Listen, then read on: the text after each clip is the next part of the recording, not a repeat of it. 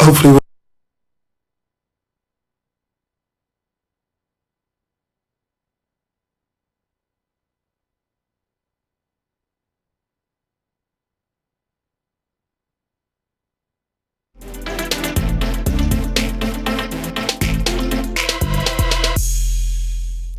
Good afternoon, this is Joe Langsworthy with your lunchtime sports headlines. The top story this morning, and one we're sick of all hearing, the coronavirus. As the virus continues to send shockwaves through the world, many sporting events have felt the full force of the pandemic.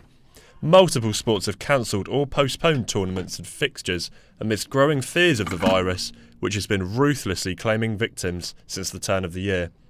Football is among the most affected sports both in the UK and abroad, and Patrick Austin-Hardy is in the studio with us now. Tell us what you know, Patrick.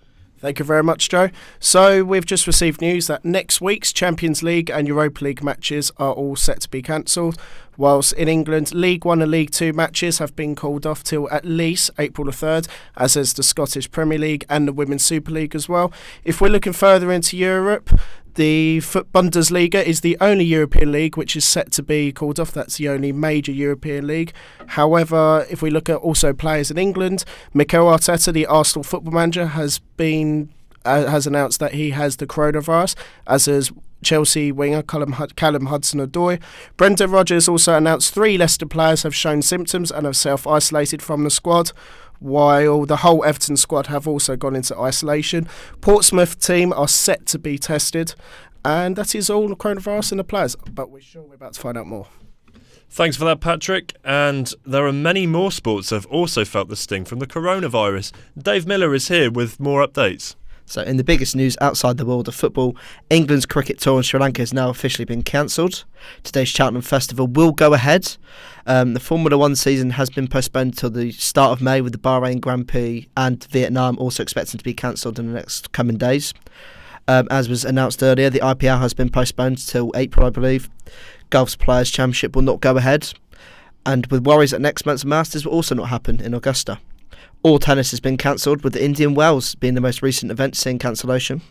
And with the rugby this weekend, Wales' Six Nations match with Scotland will go ahead despite fears, and we will know until further notice.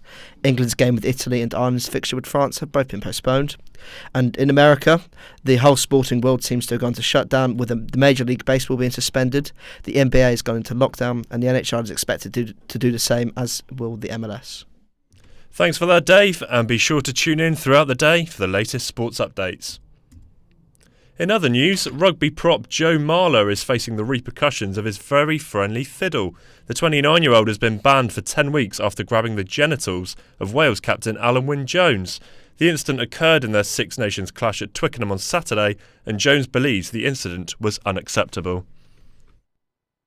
Hopefully World Rugby have a look at it. Joe's a good bloke. Lots of things happen on a rugby field. My question is, it's difficult as a captain these days because you can't speak to a ref about anything, it feels. I look at a touch judge, obviously didn't see what happened, and that's fine. Some local news now, and a sports team at Solent University is set to make history this weekend.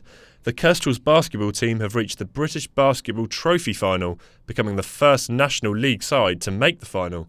They face Newcastle Eagles in Glasgow on Sunday, and you can follow the Kestrels on the BBC Red Button from 3:30.